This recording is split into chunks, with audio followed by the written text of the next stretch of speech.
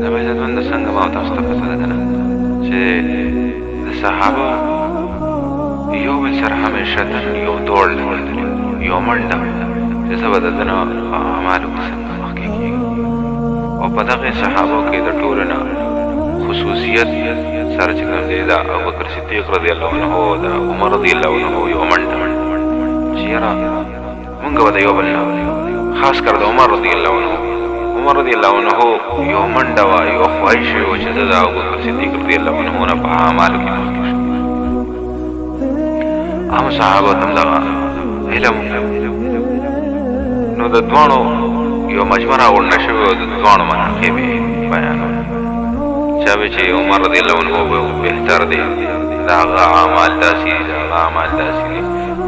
او چا ابوبکر صدیق رضی الله عنه یادو دغه خبره چې کوم دی عمر رضی الله عنه ته ولګېده. عمر رضی الله عنه ته چې کله دغه واقعي خبر ورسېد، عمر رضی الله عنه په منډه منډه هغې مجمع ته ځان ورسول او ودرېد. اعلان یې وکړ دغه مجمع ته هغې صحابو ته چې دا ابوبکر یوه شپه او د عمر ټول خاندان او د عمر ټول اعمال د ابوبکر صدیق رضی الله عنه دغه یوه شپه په هغې باندې درنه ده. بیا یې په دغې باندې یو واقعه ذکر د هجرت وی فرمایل چې کله نبی علیه الصلاة والسلام د کور نه ووته او روان شو، ابوبکر صدیق رضی الله عنه ورسره ملاو شو. ابوبکر صدیق رضی الله عنه چې کله د هجرت په سفر کې نبی علیه الصلاة والسلام سره نو د هغې نه به کله اړوان دی شو، مخکې به لاړ، کله به ترې راروسته شو. چې کله نبی علیه الصلاة والسلام وکتل تپوس یې یا ابوبکر دا ولې ته کله مخکې شې کله رسته شې؟ هغه ورته وایي یا رسول الله چې کله ما سره یره شي چې هسې نه تاسو پسې شاته نه څوک را رواني ګوري مو او حمله ونیسي، نو زه رسته شم چې یاره اول حمله به ما وشي. او چې کله دا یره شي چې هسې نه د مخکې نه څوک زمونږ لار کې ناست دي او په تاسو باندې هسې نه راباسي او حمله وکړي، نو زه په دغه نیت باندې مخکې شم چې یاره لومړنۍ حمله به ما وشي. دغه کشمکش کې په دغه مخکې ورسته کېږم. نبی علیه الصلاة والسلام ورته وفرمایل چې ابوبکر زه م ویم چې یاره ته زما ډال جوړ شي، یعنې ته زما حفاظت وکړې. هغه هم ډېر خوشحاله شو. په دغه سفر کې چې کوم دی کله هغې غار ثور ته ورسېد، نبی علیه الصلاة والسلام غار ثور ته ورننوته. ابوبکر صدیق رضی الله عنه ورته عرض کوي یا رسول الله تاسو ایثار شي، زه اول غار وګورم که چېرته څه موزي مضر څیز پکې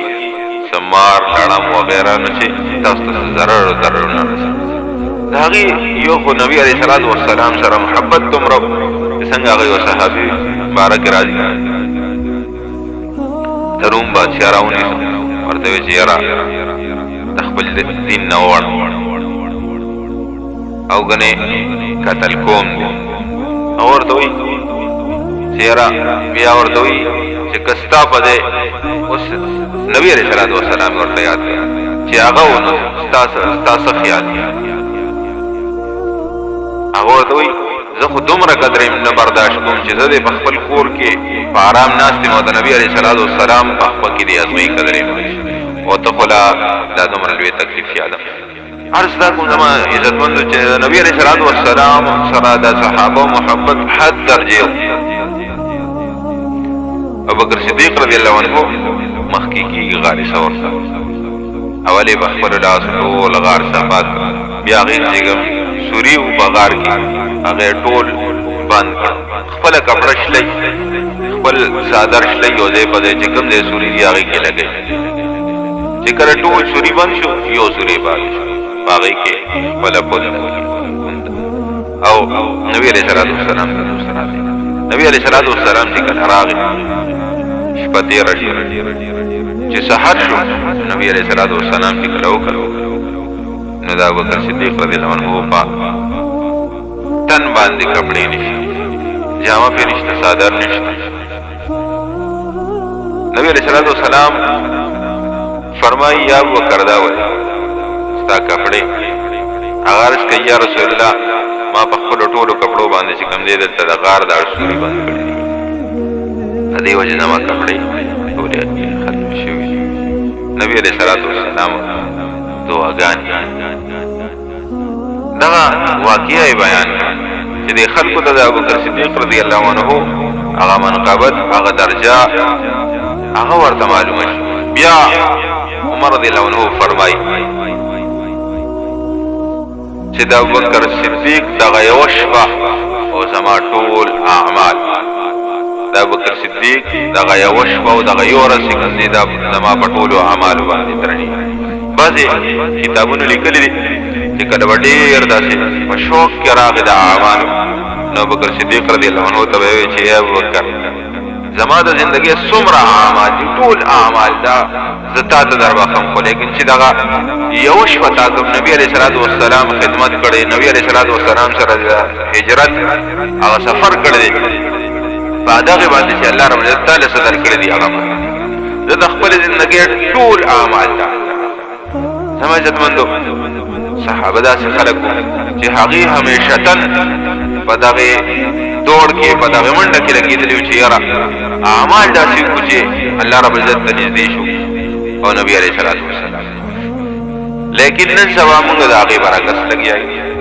زمونږ هر یو عمل چې کوم دی د دنیا دپاره لږ سوچ کول پکار دی چې زمونږ دا زندګي چې کوم دی دا د لږ ټایم لپاره دا به ختمه شي او بیا همیشتن زندګي چې کوم دی هغه شروع کېدونکي دی. او چې څنګه ګوره دلته ما تاسو ګورو که نه دا کرنسي پیسې دا د دنیا د سهولیاتو یو سبب دی نو دغه شانتې د آخرت د سهولیاتو دپاره سبب او دغه کرنسي چې کوم دی دا نیک اعمال چې ما تاسو سره څومره ډېر نیک اعمال دي که نه نو دومره به ما تاسو سره د آخرت سهولیات دي. الله رب العزت ما تاسو ته د نیکو اعمالو کولو توفیق راکړي.